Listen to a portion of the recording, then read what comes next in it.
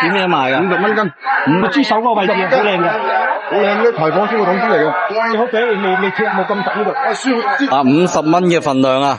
係啊，即食即前，即跟住邊個啦？哇，好正啊！喺香港大火燒豬位啦好佢啊！自從有咗蓮塘口岸之後咧，呢邊都大旺咗好多啊！幾分錢？呢個係咪真係唔使俾錢啊？絕對野生嘅，唔可以呃人嘅，做生意唔可以呃人。啊，呢個係吊嘅？呢啲吊嘅，絕對吊嘅，價1賠10。啊，冰鮮就可以嘅，但係如果係生嘅話咧，喐嗰啲咧係唔帶得香港嘅。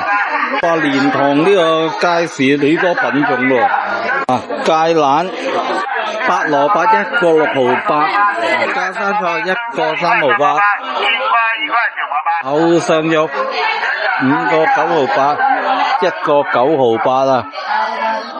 買咗同呢個佢攞到。我啲朋友話買翻香港啊，有好香啊，好啊，你聞唔到啊？啊，但係我現場聞好香橄欖味。呢刻都未出嚟，三個人睇啊！要荔枝出咗，龍眼出咗先出黃皮㗎。香港咧有好多過嚟蓮塘之後咧，就會過呢個位置買鵝啊、買鴨啊、買雞啊。我哋呢家嚟到蓮塘街市啊，呢個蓮塘呢邊真係吸引好多香港過嚟過關去買餸啊，買啲熟食啊。呢度仲旺過香港嘅街市啊，我睇啊，走地雞特價50，煎羊三寶。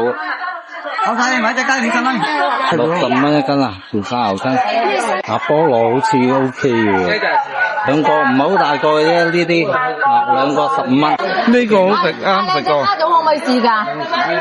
大熱唔熱㗎？23蚊一斤。但係好好食，咗30幾年㗎啦，真係嘅。